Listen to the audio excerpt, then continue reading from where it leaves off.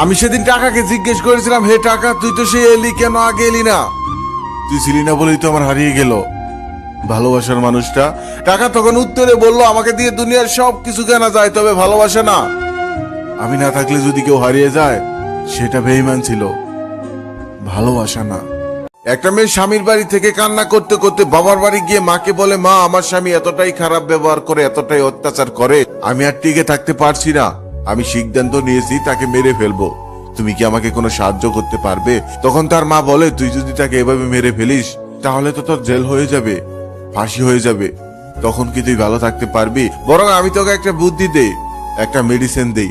এই মেডিসিনটা তুই আজকের থেকে 3 মাস পর্যন্ত তাকে প্রতিদিন খাওয়াবি। 3 মাস খাওয়ালে সে অটোমেটিকলি মারা যাবে। আর এই 3 মাসের মধ্যে তার সাথে তুই এত সুন্দর আচরণ করবি, এত ভালো আচরণ করবি, যাতে আশেপাশের কেউ তোকে সন্দেহ না করে। তারপর মেয়েটি খুশি মনে চলে যায় আর বাসায় গিয়ে প্রতি রাতে দুধের সাথে মিশিয়ে সেই মেডিসিনটি খাওয়াতে থাকে। 2 মাস পর মেয়েটি কান্না করতে করতে আবার মায়ের কাছে আসে, এসে বলে, মা, আমার স্বামীকে আমি মারতে চাই না, সে এতটাই ভালো হয়ে গেছে আর এতটাই ভালোবাসে আমায়, তাকে ছাড়া আমি বাঁচতে পারবো না। তখন তার মা বলেন, আরে তোর স্বামী ভালো হয়নি, ভালো হয়ে গেছিস তুই। কারো কাছ থেকে ভালোবাসা পেতে হলে তাকে আগে ভালোবাসতে হয়।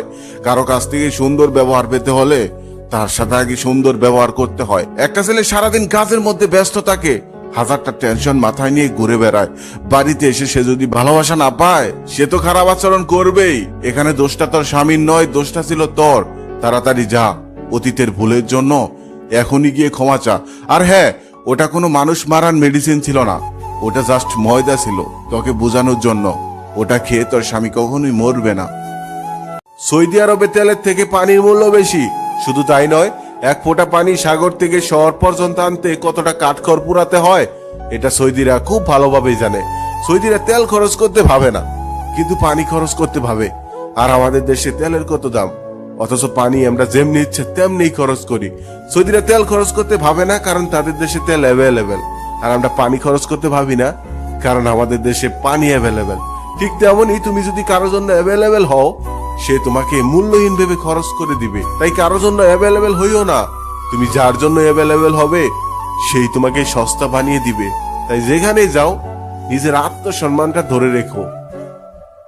একজন রাগী মানুষকে তুমি শুধু রাগের সময় ছাড় দিয়ে দাও, রাগ শেষ হয়ে গেলে দেখবে তার থেকে তুমি এমন ভালোবাসা পাবে, যে ভালোবাসাটা দুনিয়ার কোনো শান্ত মেজাজের মানুষ তোমাকে দিতে পারবে না। একটা কথা সবসময় মনে রেখো, অতিরিক্ত রাগী মানুষের ভালোবাসাটা অতিরিক্ত হয়, তাদের অনুভূতিটা জনে জনে আসে না।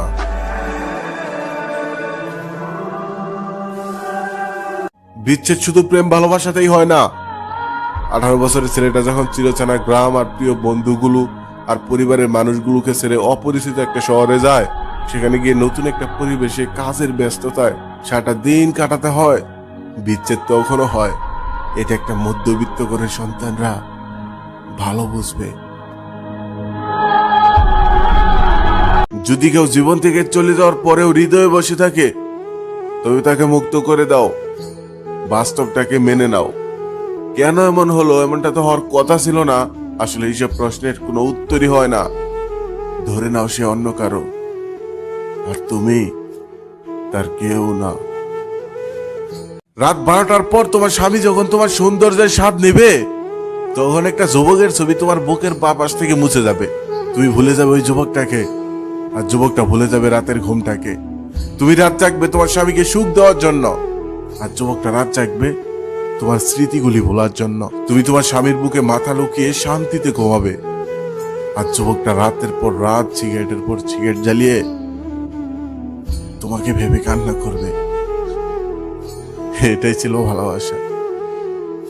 একদিন একটি পাখি মৌমাছিকে জিজ্ঞেস করলো, তোমরা এত কষ্ট করে মধু সঞ্চয় করো, সেই মধুগুলো মানুষ চুরি করে নেয়, তোমাদের কষ্ট হয় না? তখন উত্তরে মাঝি বলেন, না, আমাদের কষ্ট হয় না, কারণ মানুষ শুধু আমাদের মধুটাই চুরি করতে পারে, কিন্তু আমাদের কৌশল চুরি করতে পারে না। ঠিক তেমনই জীবন চলার পথে তুমি যদি কিছু হারিয়ে ফেলো, তাহলে আফসোস করে সময় নষ্ট করো না, কারণ জিনিসটাই হারায়, কৌশল কখনোই হারায় না। আবার সেই কৌশলে তুমি নতুন করে অর্জন করে নাও।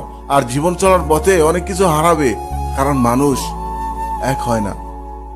কোন একজন পুরুষ তোমার সাথে বিশ্বাসঘাতকতা করেছে বলে পুরো পৃথিবী শুদ্ধ পুরুষই খারাপ, তাই না? এমনটা তো হতে পারে না। শারীরিক সম্পর্ক করতে গেলে দুজনেরই সমান মত লাগে। নিজের ইচ্ছায় শরীর দিবা, তারপর সম্পর্ক ভেঙে গেলে সব দোষ পুরুষটার, তাই না? রাগী মানুষগুলো সব করতে পারে, শুধু রাগের সময় নিজেকে কন্ট্রোল করতে পারে না। রাগী মানুষগুলো তার ভালোবাসার মানুষটাকে নিজের জীবনের থেকেও বেশি ভালোবাসতে পারে। আবার রাগী মানুষগুলো রাগের সময় সেই ভালোবাসার মানুষটাকেও আঘাত করতে পারে। আবার রাগ শেষ হয়ে গেলে তার জন্য কান্নাও করতে পারে। ওই যে আগেই বললাম না, রাগী মানুষগুলো সব করতে পারে, শুধু নিজের রাগটাকে কন্ট্রোল করতে পারে না।